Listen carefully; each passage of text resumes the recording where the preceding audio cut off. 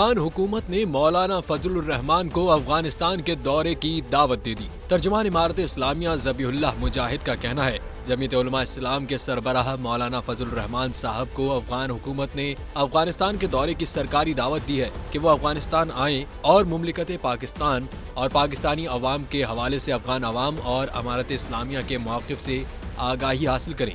انہوں نے کہا کہ ہم ہرگز نہیں چاہتے کہ پاکستان سے تعلقات خراب ہوں یا پاکستان کے خلاف کوئی اقدام کیا جائے۔ اس حوالے سے مولانا فضل الرحمان صاحب بہتر کردار ادا کر سکتے ہیں۔ ذبیح اللہ مجاہد نے کہا کہ افغانستان کا دورہ کرنے کے بعد مولانا فضل الرحمان پاکستانی عوام کو بتائیں کہ ہم پاکستان میں بدامنی نہیں چاہتے۔